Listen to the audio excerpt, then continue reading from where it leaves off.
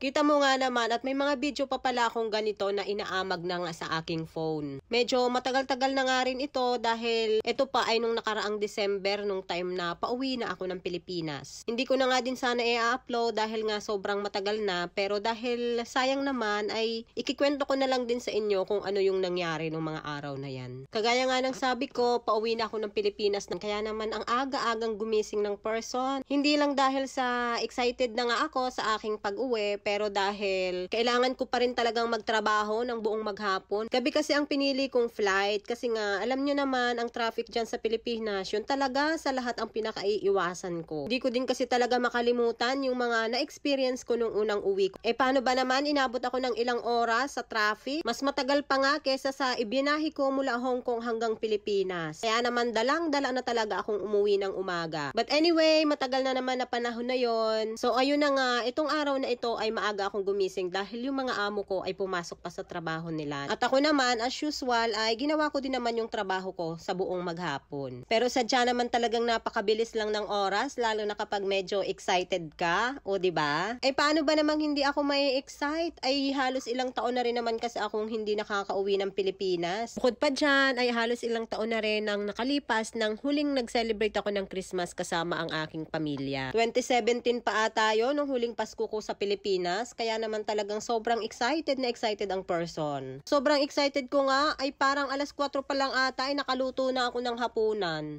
At mga bandang alas 5 ay nakahain na nga ako. Oy, OA ka masyado. Pagkatapos ng trabaho ko sa buong maghapon, ay handa ko na rin ang kanilang mga hapunan, ay nag-ayos na rin ako ng sarili ko. Nagpaganda lang ng kaunti para naman hindi naman tayo mukhang haggard paglapag ng Pilipinas. Halos ilang minuto lang din nga ang inantay ko at dumating na nga rin ang amo ko, kaya umalis na rin ako papunta ng airport. At ito na nga, pagdating ko ng airport, ang una ko talagang pinuntahan ay hanapin yung timbangan. Kasi nga, mukhang alanganin talaga ako sa aking mga dala-dala. Medyo may kabigatan din kasi talaga yung dala-dala kong bagahe, kaya naman kinakabahan din ako at baka mamaya ay ma-over luggage ang person. Medyo may kamahalan pa naman ang bayad sa excess luggage. Pagdating ko nga dito sa may timbangan, ay ayun na nga, hindi ako nag-iisa. Dahil sobrang dami nga ding namumroblema sa kanilang mga dala-dala. Medyo natuwa nga din ako dahil may mga makakasabay ako. Sa mga ganitong sitwasyon kasi, minsan talaga, kailangan mo din talaga ng makakasama. At dahil nga nanghihinayang kami sa mga ibabayad namin sa aming mga extra bagahe, ay dito na nga namin pinagana yung mga ipinagbabawal na teknik. Oy, kung OFW ka, sigurado ako isa ka rin sa gumagawa ng teknik na to. Pagkatapos nga namin makalusot sa check-in, ay sa wakas nakahinga-hinga din kami ng maluwag. Pero hindi pa doon natatapos dahil kailangan pa naming dumaan sa immigration. Although hindi naman nakakatakot sa immigration kung wala ka namang kasalanan, yun nga lang ang mga dala-dala naming bagahe ay dadaan pa sa scanner na kung saan pag meron na naman silang mga nakitang kakaiba sa iyong bag ay siguradong ipapahalwat na naman sa'yo. At kung kinakailangan pang iwan ay iiwanan mo talaga. At ayun na nga ang nangyari. Pagdaan ng hand carry ko sa scanner ay ang tagal ilabas. Halos ilang minuto din akong nagantay at pagkalabas ng bag ko ay pinabuksan nga sa akin ng immigration officer. So ako naman nagtataka kung anong bagay yung nakita sa bag ko. Pero ganun pa man, wala naman tayong ibang choice kundi sumunod sa kanila. Pagbukas ko ng bag ay kinuha na nga ng officer kung ano yung mga bagay na dapat kong iwanan. Although binigyan naman ako ng